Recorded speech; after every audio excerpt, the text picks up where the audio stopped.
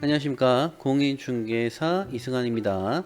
오늘은 감정가 10억 9,800만원에서 3억 7,600만원까지 떨어진 초대박 다가구 주택을 소개해 드리겠습니다. 2019년식 준신축급인데도 불구하고 7억원까지 폭락한 상황입니다. 토지면적 71.33평, 건축 연면적 106.73평 규모의 분리형 원룸 2가구, 1.5룸 6가구, 투룸 2가구 해서 총 10가구를 보유한 현황이고요. 월 임대 수익은 570만원 정도 현금 흐름이 가능합니다. 저희 금송부동산은 입찰 대행 권리 분석은 물론 까다로운 명도 업무까지 원스톱으로 진행을 도와드리고 있는 부동산입니다. 입찰을 원하시는 분은 언제든지 편하게 연락 주시기 바라겠고, 구독과 좋아요, 알림 설정 부탁드리고요. 이번 다가구에 대해서 관심이 있으신 분들은 끝까지 시청해 주시기 바랍니다. 도면을 먼저 설명드리겠습니다. 1층에 대한 도면이고요. 1층 같은 경우에는 1.5룸 2가구, 그리고 주방 분리형 원룸 2가구로 해서 총 4가구를 보유한 층이 되겠습니다. 자, 어떻게 되어 있냐면 공구상은 2가구인데 현황상은 4가구이기 때문에 뒷부분에 제가 건축물 대장을 보여드리겠지만 위반 건축물로 등재가 되어 있다는 점 인지하시고 이 도면을 보시면 좋을 것 같습니다. 분리형 원룸을 이렇게 만들어 놨어요. 자, 여기에 가벽을 하나 설치를 해서 이쪽 부분을 주방하고 분리형 원룸으로 세팅을 했고, 문은 어디다 만들었는지는 모르겠지만 현장에 가 보시면 문을 하나 만들어 놨을 거예요. 그런 부분을 파악하시면 좋을 것 같은데, 대부분 거실 앞에 현관을 만들게 돼 있거든요. 그래서 현관이 이쪽 부분에 돼 있을 가능성이 굉장히 큽니다. 오른쪽에 있는 부분을 1.5룸으로 세팅을 했고요. 왼쪽에 있는 부분을 분리형 원룸으로 세팅했는데, 분리형 원룸 같은 경우에는 전용 면적이 한 7.5평 정도 됩니다. 작은 사이즈가 아니에요. 그리고 1.5룸 같은 경우에도 이 거실이 이 정도 사이즈가 되거든요. 지금 거실 사이즈만 해도 전용 면적 4평이라 보시면 되는데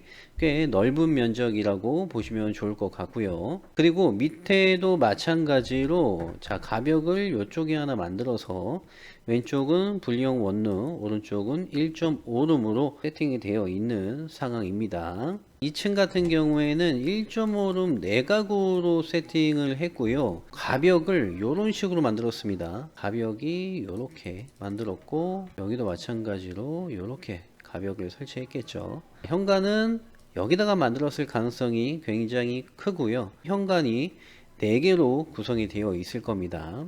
여기도 마찬가지로 공부상은 2가구인데 현황상 4가구로 되어 있는 상황이죠. 그래서 1.5룸 4가구, 거실과 침실이 되어 있는 호실이 총 4개가 있다라고 보시면 좋을 것 같습니다. 자, 3층의 도면인데요. 3층 같은 경우에는 주인 세대 1가구로 뽑아놨는데 공부상 1가구지만 현황상은 2가구로 뽑아놨습니다. 그래서 현관이 여기에 이렇게 2개로 세팅되어 있을 거고요. 가벽을 이쪽에다가 설치해 놨어요. 투룸으로 구성을 해 놨습니다. 자, 이쪽도 투룸이고 위쪽 호실도 투룸이에요. 도면은 간략하게 설명드리고 건물 사진 보겠습니다. 자, 우리 해당 물건지가 되겠습니다. 2019년식 벽돌 치장 쌓기로 마감을 했거든요. 보통 왼쪽에 있는 것처럼 석재 붙임 마감으로 하고 정면은, 그리고 측면 같은 경우에는 치장 벽돌로 많이 하는 편인데, 자, 이 건물 같은 경우에는 정면 측면 모두 다 벽돌로 치장을 했습니다. 주차는 총 5대가 가능하고요. 자, 1대, 2대, 3대, 4대, 5대가 가능하고, 이 건물이 다중주택으로 또 오해할 수 있는데 5가구의 주차장 5대이기 때문에 다가구 주택이 되겠습니다. 지금 정면에서 바라보는 방향은 동향이 되겠고요. 동향이 어떻게 되어 있냐면, 자, 도면 하나 보여드릴게요. 아까 여기가 동향이라 그랬죠. 이렇게 쪼개놨어요. 자, 1.5룸 거실 창문과 방 창문이 이렇게 되어 있는 거거든요. 다시 현장 사진으로 가서 거실 창문과 방 창문이 되어 있는 겁니다. 그래서 동쪽으로 바라보는 이 1.5룸들, 임대차가 굉장히 세팅이 잘 될 것이고, 여기도 마찬가지로 여길 반을 쪼개서, 자, 오른쪽 투룸, 요쪽도 투룸이거든요. 그래서 거실 창문과 방 창문으로 되어 있는 거예요. 그래서 투룸도 임대차가 잘 될 것으로 예상을 합니다. 그리고 네이버 시세를 보면은 이 땅 있죠. 지금 이 땅도 나대지이지만 건축물이 이렇게 올라갈 수 있는 땅입니다. 지금 현재 토지가 네이버 호가로 나와 있는 현황이어서 건물이 올라올 수도 있다는 점 감안하셔야 하고요. 그래도 주변을 보시면 빈 땅들이 대체적으로 많이 없습니다. 여기도 지금 건물들이 다 들어와 있는 상태고요. 자, 이쪽을 나가더라도 자, 대부분 다 건물들이 들어와 있는 상태예요. 빈 땅이 없죠. 자, 빈 땅이 없다는 것은 임대 수요도 굉장히 풍부하고 가격대가 맞다라는 거예요. 실거래 시세 한번 보겠습니다. 우리 물건지는 이쪽에 위치해 있습니다. 초록색으로 되어 있는 부분이 토지 거래 내역이 되겠고, 주황색으로 되어 있는 부분이 토지와 건물, 그러니까 다가구 주택이 거래된 이력이 되겠습니다. 보시면 아시다시피 18년도부터 2021년까지 토지 거래가 굉장히 많이 이루어졌고, 해당 연도부터 건물이 올라오기 시작했습니다. 최근에 거래된 이력을 한번 보겠습니다. 자, 2019년도에도 평당 1,093만원에 거래가 됐고요. 최근 걸 한번 볼게요. 2024년 5월 달에 거래된 이력이 있고, 2025년 5월 달에 거래된 이력이 있습니다. 자, 2024년도를 보자면 평당 1,049만원 정도로 거래가 이루어졌고, 대지 면적이 77평이고요. 연면적이 113평, 건축 연도는 2018년 3층 건물이죠. 자, 우리 스펙과 별반 차이 없습니다. 이런 건물이 8억 500만원 정도로 거래가 이루어졌고요. 그리고 하나 더 볼게요. 자, 위쪽으로 올라가시면 2025년도에 평당 1,088만원으로 거래가 이루어졌습니다. 딱 보더라도 한 1,000만원 초반대로 매매가 되는 지역이다 라고 보시면 좋을 것 같은데, 한번 들어가 보겠습니다. 대지면적 78평, 연면적 117평, 건축 연도는 2018년도 3층 건물이죠. 이 건물이 8억 5,300만원에 거래가 됐습니다. 그런데 우리 경매 매물은 평당 가격이 얼마죠? 지금 현재 527만원 수준이 나오거든요. 그렇기 때문에 현재 실거래되는 이 평당 금액보다 무려 반값이나 저렴한 금액에 진행이 가능한 겁니다. 우리 물건을 평당 1,087만원 정도로 가정을 해본다면 7억 7천 500만원 정도의 수준이 나오거든요. 그런데 우리의 최저가 얼마? 지금 현재 3억 7,600만원대부터 입찰이 시작이기 때문에 건물에 문제가 없는 이상 이번 회차에는 낙찰이 되지 않을까 예상을 해봅니다. 자, 네이버 호가도 한번 보겠습니다. 1,080만원 정도로 거래가 되었고, 그냥 마구잡이로 한번 클릭을 해보겠습니다. 자, 우리 해당 물건지는 여기 스카이빌이 되겠고요. 바로 옆쪽에 있는 물건이 나왔는데 지금 현재 9억에 나왔거든요. 평당 가격은 1,317만원. 이것도 비슷할 거예요. 2019년도에 건축을 했고, 대지 면적은 68평, 연면적은 106평입니다. 이런 물건이 현재 평당 금액 1,300만원대로 진행 중이고, 매매가는 9억이 되겠습니다. 하나 더 보겠습니다. 자, 인근에 있는 걸 한번 볼게요.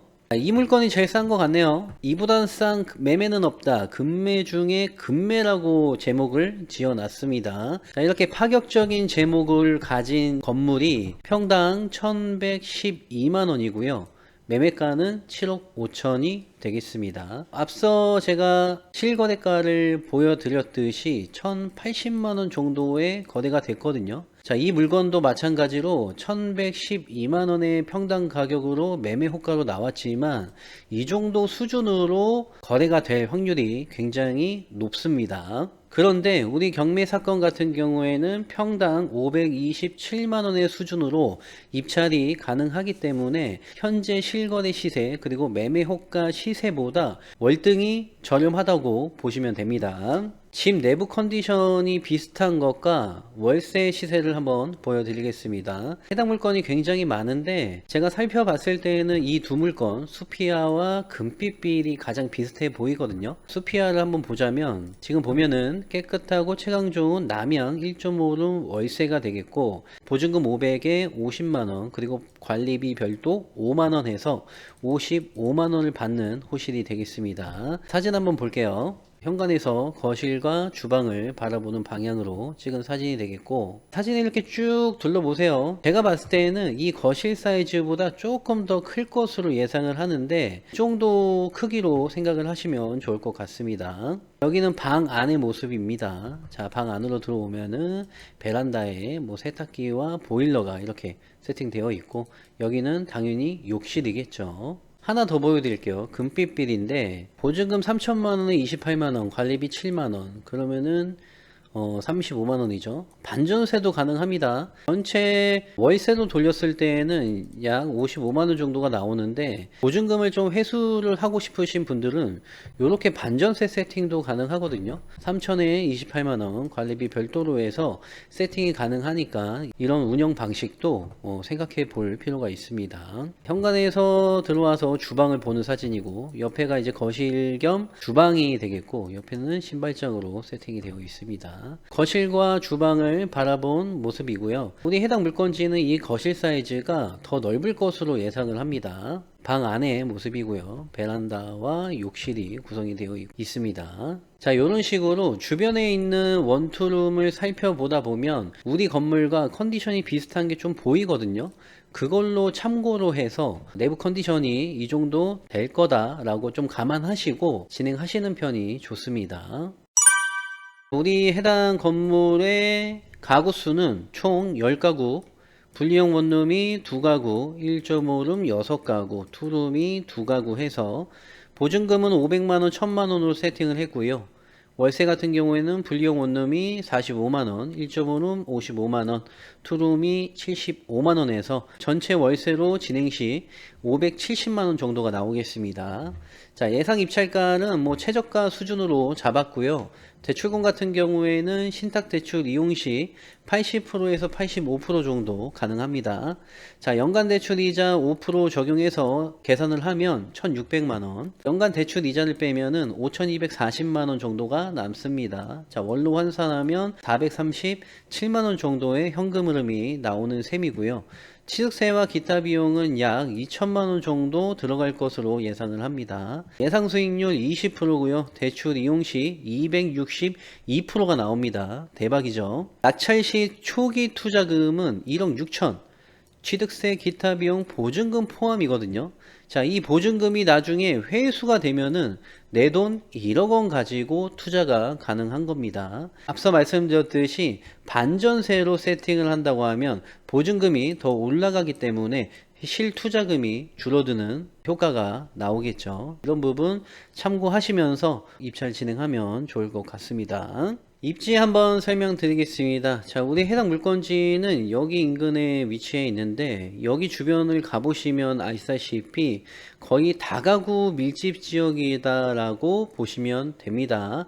그만큼 임대 수요가 풍부하다라는 건데, 주변에 뭐가 있는지 한번 보겠습니다. 자, 북쪽에 향남역이 있어요. 향남역이 구성이 되어 있고, 서해안 고속도로를 이용할 수 있는 바란 IC가 구성되어 있습니다. 위쪽에 한국폴리텍 대학 화성 캠퍼스가 보이고요. 화성 중앙 종합병원도 구성되어 있고, 향남 버스터미널도 구성이 되어 있습니다. 위쪽에 화성 종합운동장도 구성이 되어 있고요. 밑에 보시면 롯데시네마가 있는 곳이 있는데, 이 롯데시네마 있는 곳이 중심상권이라고 보시면 좋을 것 같습니다. 우리 물건은 화성시 향나읍에 위치해 있습니다. 향나읍이 굉장히 넓거든요. 지도를 보시면 아시겠지만 이 지역은 주거 지역이 좀 한정적이다 라고 볼 수 있는데, 주변에 이제 뭐가 있냐, 주변에 공업지역이 이렇게